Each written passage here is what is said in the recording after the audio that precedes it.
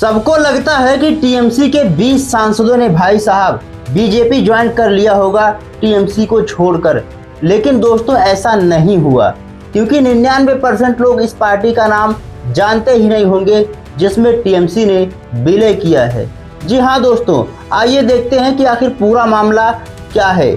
जैसा कि आप सभी को पता होगा कि पिछले कुछ दिनों से लगातार यह चर्चा में है कि टीएमसी के 20 सांसद, बागी सांसद टीएमसी छोड़कर किसी दूसरी पार्टी में शामिल हो सकते हैं। आखिर वह कौन सी पार्टी है, आइए एक एक करके जानने की कोशिश करते हैं कि आखिर पूरी घटना क्या है और इसके पीछे की पूरी सच्चाई क्या रही होगी। दोस्तों, टीएमसी के 20 बागी सांसदों ने एक ऐसी पार्टी चुनी है ना जिसे 99% लोग जानते ही नहीं हैं, और उस पार्टी का नाम है एनसीपीआई। जी हाँ दोस्तों, एक ऐसी पार्टी है जिसने किसी ने कभी भी इसका नाम तक सुना ही नहीं होगा। तो आखिर सवाल उठता है कि आखिर टीएमसी ने इस पार्टी को भाई साहब चुना ही क्यों, जब यह इतनी फेमस पार्टी है ही नहीं।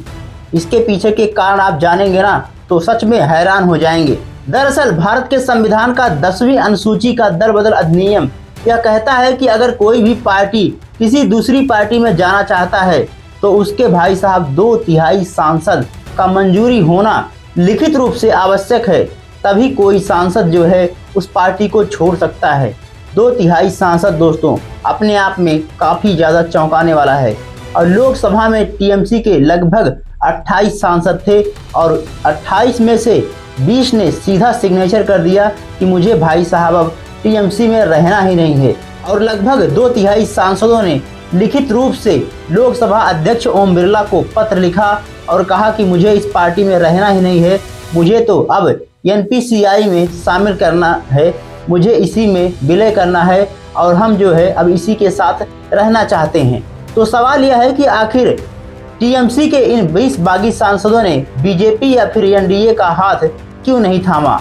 दोस्तों, जैसा कि हमने पहले ही बताया कि इसके पीछे जो सबसे बड़ी संवैधानिक प्रावधान काम करता है वह है दल बदल अधिनियम। अगर ऐसा नहीं होता ना तो दोस्तों दल बदल अधिनियम लागू हो जाता 20 बागी सांसदों पर और उनकी संसद सदस्यता पूरी तरीके से रद्द हो जाती, और शायद इसी वजह से इस प्रकार की घटनाएं नहीं हो पाई।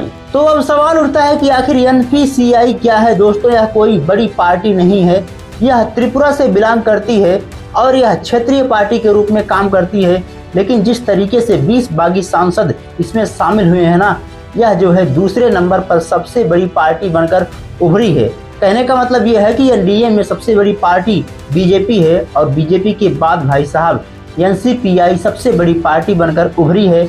और इस बागी सांसदों में जो सयोनी घोष थी उनका भी नाम अब शामिल हो गया है। 20 बागी सांसदों में अब उनका भी नाम शामिल हो गया है।